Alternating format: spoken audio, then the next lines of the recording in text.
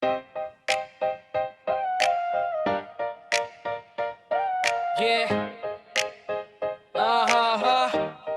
Yeah. Kami mga The River sa dalan sa Pamplona. Hey. Yeah. This is oh yo. Kami mga chariot driver sa Pamplona nga lungsod. Buntag pa lang mo biyahe, aron lang naisudan sa lamesa. Bisan lubak ang dalang putik ug bato ang agian para sa pamilya na mo tanan among kayanon. Usahay ulang kusog, usahay init ang adlaw, apan padayong gihapon kay kinahanglan mo laban sa ligid sa among chariot. Nagdala sa pangandoy nga ang pamilya na mo dili na maglisod unya. Kami mga driver sa dalan sa Pamplona. Bisan na sa muat to amo gyud kada don. Bisan tanjayamlan hangtod dumakete.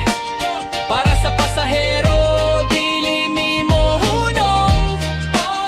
Ayaw lang mi husgahi sa among trabaho, kay kami nagbugi lang para sa pamilya. Bisan lisod ang dalan kapoy ang lawas, chariot driver gihapon bayani sa dalan.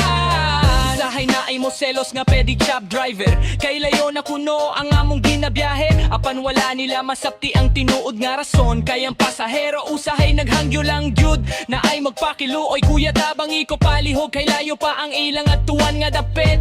Tungod sa kaluoy amo silang tabangan, bisan kapoy ug peligro amo gihapon dawaton. Usay ang chariot hapit na matumba sa kalisod sa dalan nga among giagyanapan. Sa huna-huna pamilya gihapon, mao ka na ang kusog nga nagpadayon namo. Bisan ilog among tabokon, bisan putik among lusuton, ang pangandoy sa kinabuhi maoy among ginagunita. Kami mga driver sa dalan sa Pamplona, dili lang driver bayani sa katawan. Sa ulan ug init padayon gihapon, para sa pamilya ug para sa tanan. Ayaw mi husgahe sa among trabaho, kay kami nagbugi lang gyud sa kinabuhi. Mga chariot driver sa Pamplona nga lungsod, mga bayani sa dalan sa matag adlaw.